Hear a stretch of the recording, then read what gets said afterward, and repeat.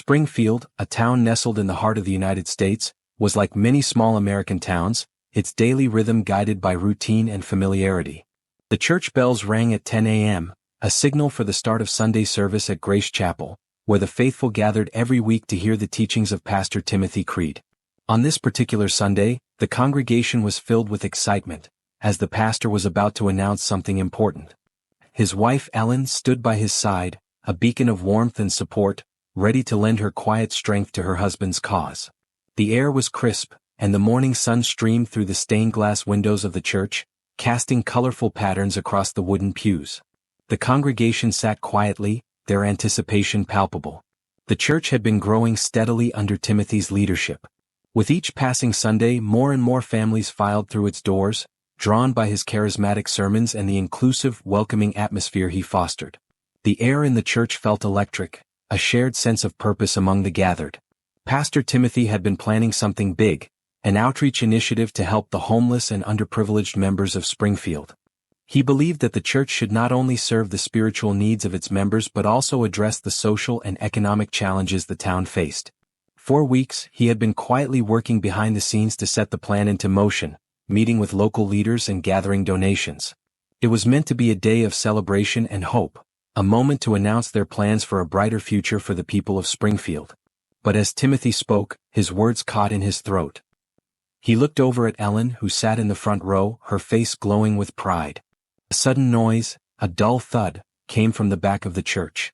At first it seemed insignificant, maybe just a chair being knocked over. But the noise grew louder, sharper, a series of strange sounds reverberating through the sanctuary. People began to shift in their seats, confused, unsure of what was happening. Some turned around to look toward the back, but Timothy, lost in his own thoughts, didn't notice the danger that was quickly approaching. The noise escalated into something far more terrifying. Gunshots rang out, shattering the peaceful morning and sending the congregation into a frenzy. People screamed, instinctively ducking for cover, diving beneath the pews, pushing toward the exits in a desperate attempt to escape. But there was nowhere to go. The church doors, which normally offered sanctuary, were now blocked by panicked parishioners trying to flee. The smell of gunpowder hung heavy in the air, mixing with the faint scent of incense that had lingered after the morning prayers. Timothy and Ellen were at the altar, directly in the path of the gunmen. No one could have anticipated such violence.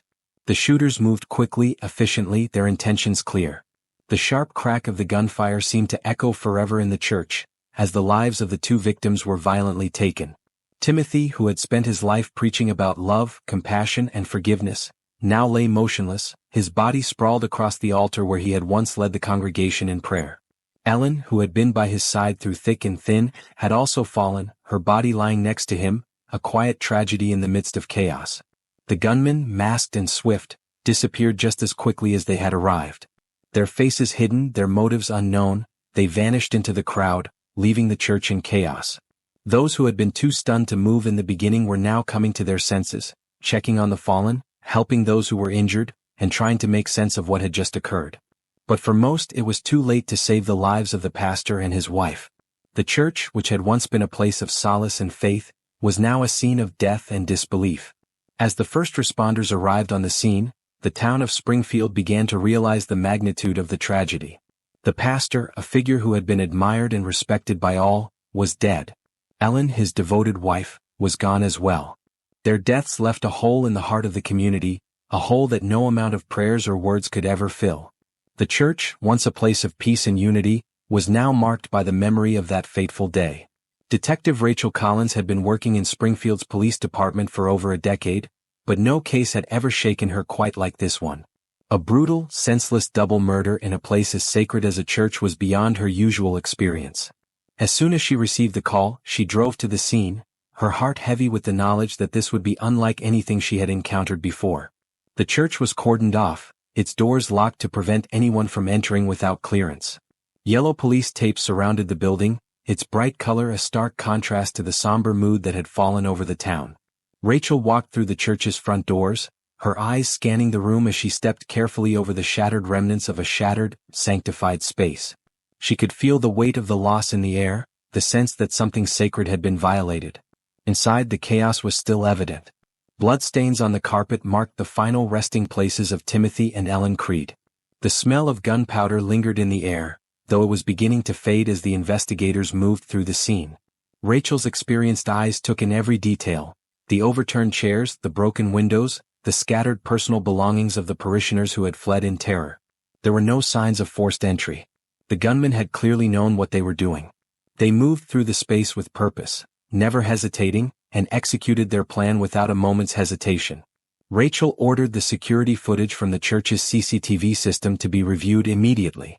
The technology was rudimentary, but it might provide the clues they needed. As she watched the footage on a small monitor in the church's back office, her brow furrowed. The footage wasn't as clear as she'd hoped, but it was enough to make her uneasy. The gunmen's movements were swift, and while their faces were obscured by masks, there was something about their mannerisms that struck Rachel as familiar. They moved with a kind of precision that suggested they knew the layout of the church, that they had been there before. Rachel knew she had to dig deeper. It wasn't just the murder that troubled her. It was the fact that Timothy had been such a beloved figure in the community. Why would anyone want to kill him? Who could possibly have a motive for such an atrocious act? It was clear that the killers weren't just random criminals. This was something personal. In the days that followed, Rachel spoke to anyone who might have had insight into the pastor's life. She interviewed the members of the congregation, the staff at the church, and even family members. All the while, she tried to piece together a picture of Timothy and Ellen's lives. The more she learned, the more she realized that there were things about the Creed family that didn't quite add up. There were whispers, rumors of strange dealings, financial troubles, and unsavory connections. But no one could have ever guessed the dark truth hidden within the family's past. It wasn't until Rachel dug into Timothy's personal affairs that she began to uncover a chilling reality. Pastor Timothy, it seemed, had been investigating something on his own. For months, he had been quietly probing into his family's history, specifically the activities of his mother, Cynthia Creed. What he had uncovered, Rachel was about to learn, would shake the very foundation of everything they thought they knew about the pastor's family. Rachel sat in her office, staring at the stack of files in front of her. The more she looked into Pastor Timothy's life, the more questions arose. She had begun to see a pattern in the stories people told her, a thread that ran through every conversation she had with the townspeople. Everyone had admired Timothy. He was a pillar of the community, a man who helped people, who offered a hand to those in need. His work at the church had been viewed as a beacon of hope for Springfield, and yet, there were murmurs, small whispers of things not being quite as they appeared. It was during her interview with Timothy's childhood friend, Marcus O'Connor, that Rachel first heard the hint of something darker. Marcus had been close to Timothy since their teenage years. He had always been a regular presence in Timothy's life, often visiting the church to lend a hand with various activities. When Rachel asked Marcus about the pastor's personal life, his expression shifted. He was hesitant, careful in his words, but eventually, he told Rachel about an unsettling conversation he had overheard months before the murders. Timothy had started asking questions. He was investigating something about his family, Marcus explained, rubbing the back of his neck. He didn't say much, but I knew it was bothering him. He'd come to me asking about his mother, Cynthia. I thought it was strange, but I didn't think much of it at the time. Cynthia's always been a difficult person. But then, after a while, Timothy started talking less about it. I think he knew something. Something that scared him. Rachel took in the information. Marcus had always been a close friend, someone who knew Timothy's personal life better than most. The mention of Cynthia, Timothy's mother, seemed to be an important clue. Rachel had already heard whispers about Cynthia in the course of her investigation, but this revelation made her more suspicious than ever. The more she dug into the Creed family, the clearer it became that something sinister was lurking beneath the surface. Rachel knew that she needed to find out what Timothy had discovered. She spoke to more people who had known him well, and each person painted a picture of a man who was starting to question everything he had known about his family. It became clear that Timothy had learned the truth about his mother's involvement in something far more dangerous than anyone could have imagined. Cynthia Creed had long been suspected of being involved in shady business dealings, but no one had ever been able to pin anything on her. On the outside, she was a devout churchgoer, a widow who had raised her son to become the pastor of Grace Chapel. She was a woman of control, maintaining an image of respectability that was unassailable. But Rachel's growing suspicion was about to be confirmed in a way she hadn't expected. Through a combination of financial records, anonymous tips, and a few confidential interviews, Rachel uncovered a chilling truth. The Creed family had been deeply involved in drug trafficking for years. It wasn't just a few bad decisions or a case of falling in with the wrong crowd. No, this was an organized operation that had been hidden behind the facade of respectable businesses. The church, which had been a central part of the Creed family's public image, had been used as a cover for money laundering. Cynthia had been running a drug trade for decades, one that had been passed down from her late husband to their son, Timothy. The discovery sent shockwaves through Rachel. She knew Timothy had uncovered the truth about his family's criminal activities. He had started to piece together the connections, the hidden financial transactions, and the people who were involved. It was clear now that his investigation had led him to something much larger than he had anticipated. Timothy's efforts to expose the truth had undoubtedly put him on a collision course with his mother. Rachel realized, with a growing sense of dread, that Cynthia had known exactly what her son was uncovering, and she had done everything in her power to stop him from revealing it. Cynthia wasn't just protecting her family's reputation. She was protecting her life's work, the empire that she had built around her drug business. Timothy's decision to expose the truth had left her with no choice but to silence him permanently. And that, Rachel believed, was the true motive behind the brutal killings in the church. But the question remained, how had Cynthia managed to orchestrate such a precise and brutal murder? How had she convinced others to carry out her plan? The breakthrough came when the gunmen were finally tracked down. It was only a matter of time before Rachel found them. With the CCTV footage providing a crucial lead, the police had been able to identify the men who had committed the murders. They were not the typical criminals Rachel was used to investigating. They were experienced, methodical, and seemed to know exactly what they were doing. The men were apprehended at a small house on the outskirts of Springfield. They didn't resist when the police arrived, and their calm demeanor only heightened Rachel's suspicions. It wasn't the behavior of someone who was scared. They weren't nervous or anxious. Instead, they acted as though they had been expecting this moment. During their interrogation, Rachel sat across from Robert Hayes, the lead gunman. He had a hard face, but his eyes betrayed a sense of fear that he couldn't fully mask. It was clear that he wasn't entirely in control of the situation. As Rachel pressed him for answers, he cracked. Slowly, he began to confess to the details of the murder. At first, he tried to downplay his involvement, claiming that they were just hired muscle, doing what they were paid to do. But Rachel pushed harder, and soon the floodgates opened. Hayes revealed that the plan to kill Timothy and Ellen had come directly from Cynthia Creed. She had contacted him weeks before, offering him a large sum of money in exchange for carrying out the hit.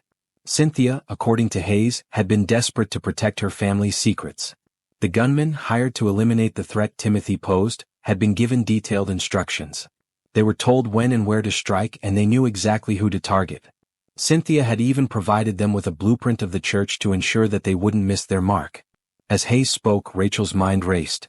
This was no ordinary murder. This was a carefully calculated act of desperation, orchestrated by a mother who was willing to do anything to protect her criminal empire. The gunmen had done their job, but now they were paying the price for their involvement. They had thought they could get away with it, but Rachel wasn't about to let them off the hook. Hayes confessed to everything, how they had waited for the right moment, how they had slipped past the congregation unnoticed, and how they had carried out the attack with cold precision. There was no remorse in his voice, only a sense of resignation. They had done what they were paid to do, and now they were paying the price for it. The confession was the key that Rachel had been searching for. With the gunman in custody, she now had enough evidence to arrest Cynthia Creed and bring her to justice. Cynthia Creed's arrest was a turning point in the investigation. When she was brought into custody, she maintained her composure, but it was clear that she knew her life had just crumbled. Rachel had seen many criminals break under pressure, but Cynthia was different. She didn't beg or plead, she simply sat there, her hands folded in front of her, her expression hardening as the weight of her actions began to sink in. The trial that followed was nothing short of a spectacle.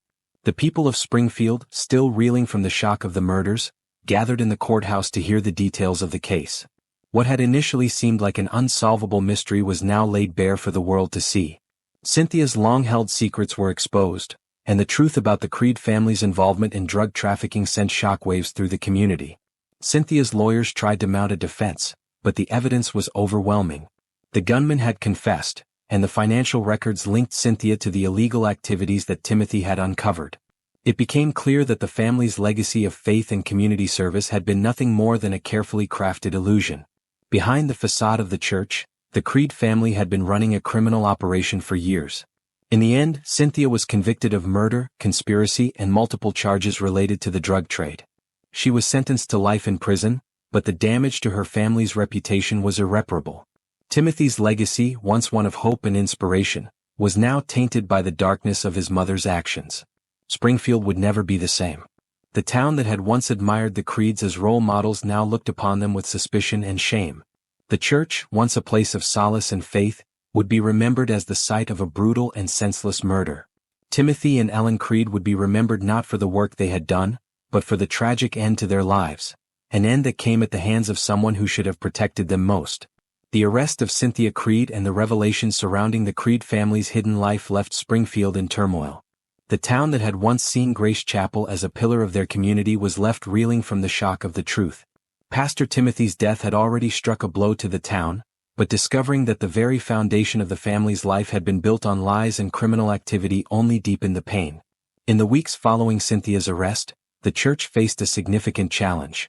The congregation, once loyal and united, became divided.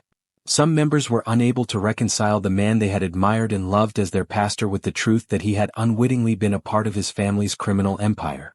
Others, however, held firm in their belief that Timothy had been unaware of his mother's actions and had only sought to do good. Pastor Timothy's longtime friend, Marcus O'Connor, stepped up to help guide the church through this difficult time. He had known Timothy for years, and while he was deeply shaken by the revelations, he understood that the congregation needed to hear something other than the scandal. They needed hope, they needed clarity. Marcus began to lead services, offering solace to the grieving members of the church who had lost not only their pastor but also their sense of community. The town also had to face the painful task of rebuilding its trust. Many people had looked up to Timothy as a model of integrity, and now they had to grapple with the painful truth that the man they thought they knew had been unknowingly connected to a much darker world. The knowledge that their community had been touched by something so insidious left many residents questioning their understanding of truth, of faith, and of what it meant to be a part of a place they had always called home. Springfield's local government responded by offering counseling services for those affected by the tragedy. Town meetings were held where residents could voice their feelings, express their grief, and begin the slow process of healing. For some, it was too much to bear and they left the town to start fresh elsewhere. Others remained, determined to rebuild what had been lost. They held memorial services for Timothy and Ellen, honoring their memory, while also acknowledging the darkness that had overshadowed their lives. Though the pain was still raw, the church itself began to recover. It wasn't easy and it wasn't quick, but the community had a resilience that wouldn't be extinguished by a single tragedy. New leadership was brought in, and over time, Grace Chapel became a symbol not of the deception that had plagued the Creed family but of the strength and unity of the people who chose to stay and heal together. While Cynthia's trial and conviction were public and widely covered, the ripple effects went far beyond just the town of Springfield.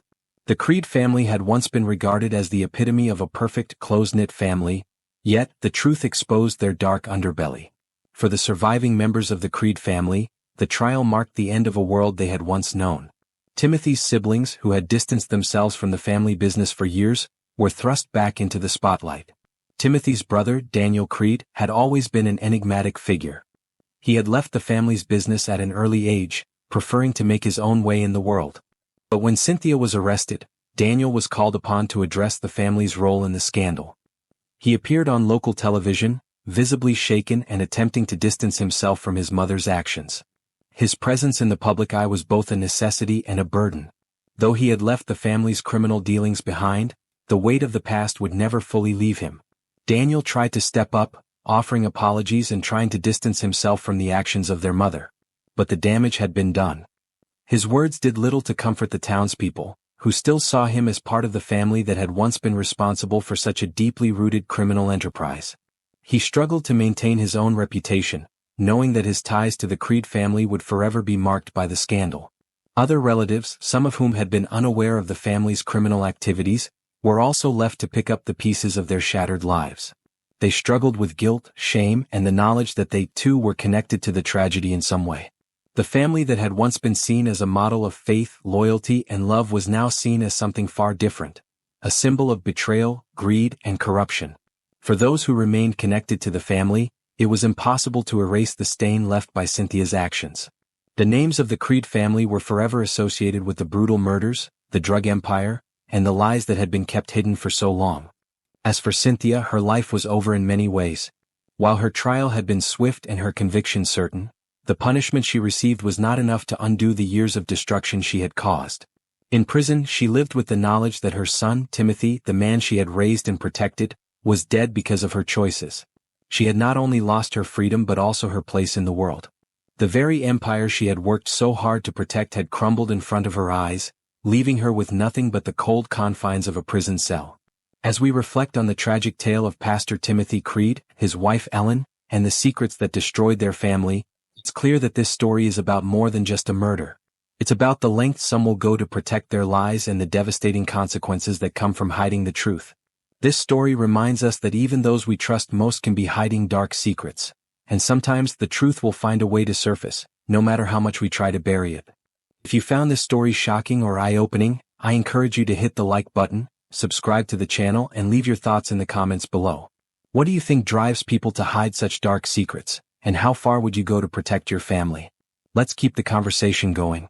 Thanks for watching, and I'll see you in the next video.